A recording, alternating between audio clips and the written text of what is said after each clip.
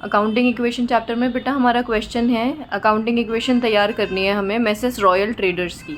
पहली ट्रांजैक्शन हमें दे रखी है इन्होंने कि स्टार्टेड बिजनेस विद कैश 1,20,000। तो सबसे पहले हम यहाँ पे इंग्लिश लिख लेते हैं, अंग्रेज़ी लिख लो, स्टार्टेड बिजनेस। अब कैश से बिज़नेस स्टार्ट होने का मतलब क्या होता है कि बिज़नेस में कैश इंक्रीज़ हुआ और साथ में कैपिटल इंक्रीज़ हुई। तो 1,20,000 रुपये की एसेट और 1,20,000 रुपये की लाइबिलिटी।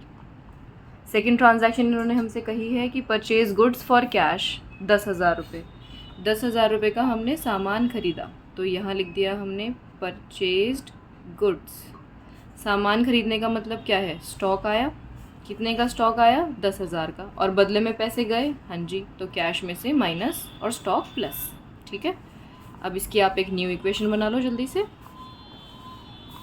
यहाँ बना लेते हैं हम न्यू इक्वेशन।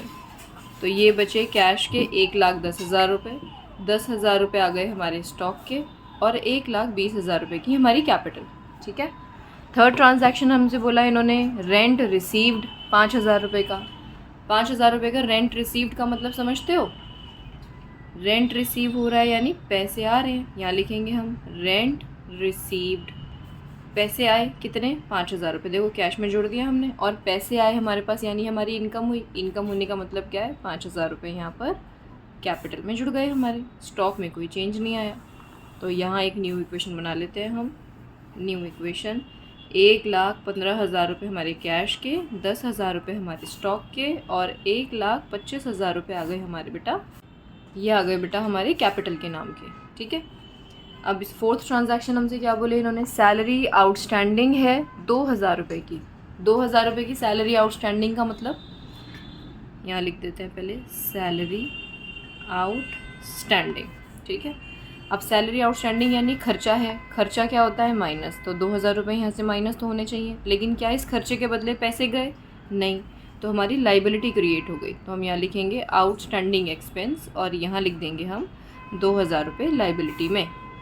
जल्दी से एक न्यू इक्वेशन बना लेते हैं इसकी हम। यहाँ पर यहाँ कोई चेंज नहीं था, तो 1,15,000 रुपये का कैश है, 10,000 रुपये का हमारा स्टॉक है, 2,000 रुपये की लाइबिलिटी आ गई, और 1,23,000 रुपये की हमारी कैपिटल चल रही है साथ में।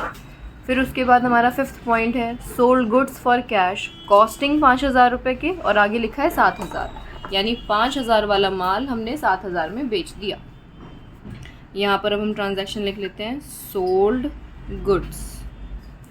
हमारा सामान कितने का निकला बेटा, 5,000 का। तो यहाँ पर हम 5,000 रुपये का सामान माइनस कर दें, बदले में हमें पैसे कितने मिले, 7,000। तो 7,000 हमने यहाँ जोड़ दिए। अब आप देखो 5,000 का माल दे करके आपने 7,000 रुपये लिए, यानी कमाई कितने, 2,000 रुपये, और वो 2,000 की कमाई हमारी कहाँ चली जाएगी, कैपिटल में। अब न्यू इक्वेशन बना लेते हैं यहाँ पर हमारी, और ये न्यू इक्वेशन आ रही है बेटा, 7,000 इसमें आप जोड़ोगे तो ये हो जाएगा 1,22,000, यहाँ पर आ जाएगा 5,000, ये हो जाएंगे 2,000, और ये बढ़ करके हमारी हो जाएगी 1,25,000। ठीक है, सिक्स्थ और आखिरी ट्रांजैक्शन है हमारी गुड्स डिस्ट्रॉयड बाय फायर। 500 के सामान में आग लग गई,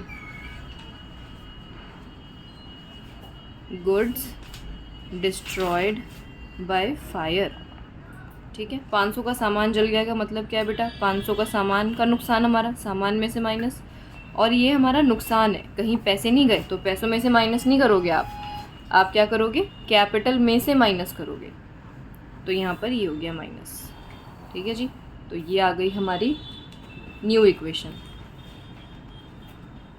आखिरी जल्दी से इसे टोटल कर लेते हैं, 1,12,000, ये 4.5, और ये हो गए 2,000, और ये 500 माइनस करेंगे हम, तो ये हो जाएंगे 1,24,500।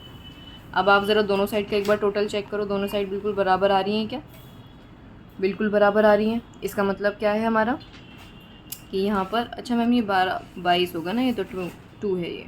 ठीक है, तो ये कितना हो जाएगा, assets is equal to liability plus capital. ठीक है जी, दोनों साइड हमारी बिल्कुल इक्वल है।